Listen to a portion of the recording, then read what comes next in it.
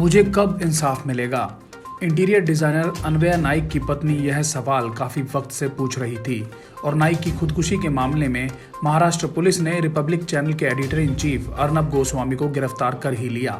इस मामले में एफआईआर के मुताबिक 53 साल के अन्वया को स्टूडियो डिजाइन के मामले में पेमेंट नहीं मिल रही थी और परिवार का आरोप है कि बकाया चुकाने के बदले धमकियां मिलने लगी, जिसके बाद हताश होकर अन्वया और उसकी मां ने खुदकुशी कर ली। अगस्त में ही अन्वया की पत्नी का एक वीडियो सामने आया था जिसमें वह कह रही थी कि सुशांत सिंह राजपूत केस में तो अर्नब हल्ला मचा रहे हैं, लेकिन उसके पति और सास की आत्महत्या के केस का क्या, जो उनकी वजह से हुआ। उनके केस में क्या हो रहा है, उनके परिवार को कब न्याय मिलेगा। 2 साल पुराने इस मामले में अर्नब को लोअर परेल के उनके घर से अरेस्ट कर लिया गया। फर्जी टीआरपी केस को लेकर रिपब्लिक टीवी का नाम पहले से सुर्खियों में चल रहा था। जिस केस में अर्नब को पकड़ा गया वह रायगढ़ जिले के अलीबाग पुलिस स्टेशन से जुड़ा है, लेकिन अब इसकी जांच लोकल पुलिस नहीं बल्कि सीआईडी कर रही है।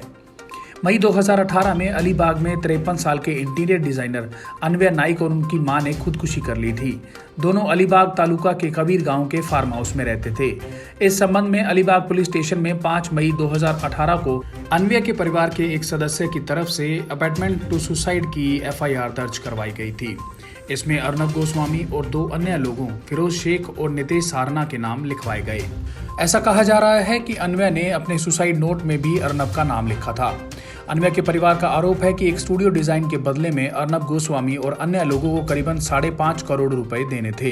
इनमें अकेले अर्नब पर 83 लाख रुपए बकाया था, लेकिन जब तब रकम मांगने के बावजूद जब इन्होंने बकाया नहीं चुकाया और तरह तरह की धमकियां दी तो अन्वया और उनकी मां ने खुदकुशी कर ली। अलीबाग पुलिस ने केस की जांच की और कुछ महीने बाद केस को क्लोज कर दिया। मई 2020 में यह केस फिर ओपन हुआ।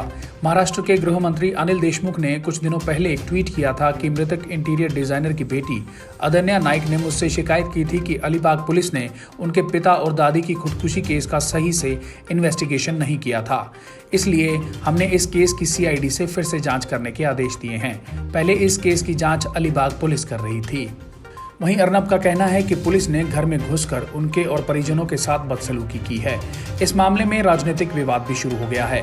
गृह मंत्री अमित शाह ने कहा कि कांग्रेस और उसके साथी दलों ने लोकतंत्र को शर्मिंदा किया है। रिपब्लिक टीवी और अर्नब के खिलाफ सत्ता का दुरुपयोग लोकतंत्र के चौथे स्तंभ पर हमला है। सूचना और प्रसारण मंत्री प्रकाश जावड़ेकर ने कहा कि महाराष्ट्र में प्रेस की स्वतंत्रता पर हमले की वह निंदा करते हैं। इससे हमें आपातकाल के दिनों की याद आती है, लेकिन महाराष्ट्र सरकार का कहना है कि कानून अपना काम कर रहा है। नाइक के परिवार की शिकायत पर ही कार्रवाई की जा रही है। महाराष्ट्र के गृह मंत्री अनिल देशमुख ने कहा कि कोई कानून से ऊपर नहीं है। देश विदेश की तमाम खबरों से जुड़े रहने के लिए सब्सक्राइब करें सच कहूं और बेल आइकन प्रेस करके पाएं हर लेटेस्ट अपडेट सबसे पहले।